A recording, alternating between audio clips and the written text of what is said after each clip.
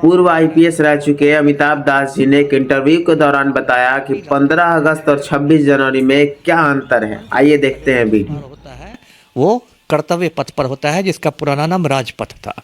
और गणतंत्र दिवस में राष्ट्रपति झंडा फहराते हैं और पूरे देश में तो खैर मनाया ही जाता है। अब इसमें फ़र्क ये है, ध्यान से सुनना चाहिए दर्शकों को, कि 15 अगस्त को जो झंडा फहराया जाता है उसको हिंदी में कहते हैं ध्वजारोहण और इंग्लिश में कहते हैं फ्लैग होस्टिंग। उसमें क्या होता है कि झंडा तो आप जानते हैं ऐसे मोड़ के बनाया जाता है और उसके अंदर फूल की पंखुड़ियाँ रखी जाती है और वो झंडा जो रहता है वो डंडे के एक तरह से नीचे में रहता है। ये मैं 15 अगस्त की बात कर रहा हूँ, ध्यान से सुने। और उसको जब पहले वो रस्सी खींच के उसको ऊपर लाया जाता है और जब झंडा टॉप पर पहुंच जाता है तब ऐसे रस्सी खींची जाती है कि झंडा खुल जाता है और उसके फूल गिर जाते हैं। तो ध्वजारोहण, ध्वज प्लस आरोहण, आरोहण का मतलब हुआ चढ़ना, है ना।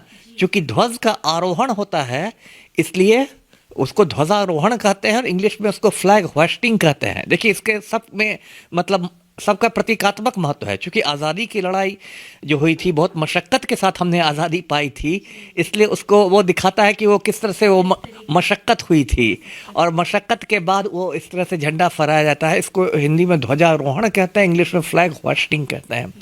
और गणतंत्र दिवस जो है वो क्योंकि संविधान के समर्पण का दिवस है, भारत को गणतंत्र बनाने का ये है, तो उसमें जो होता है उसको इंग्लिश में फ्लैग अनफर्लिंग कहते हैं और हिंदी में झंडोत्तोलन कहते हैं। उसमें पहले से जो रहता है ये झंडा बना हुआ जिसके अंदर फूल की पंखुड़ियाँ रहती है वो पहले से टॉप पर रहता है और सिर्फ उसको रस्सी खींची जाती है और वो खुलता है और फूल की पंखुड़ियाँ गिरती है।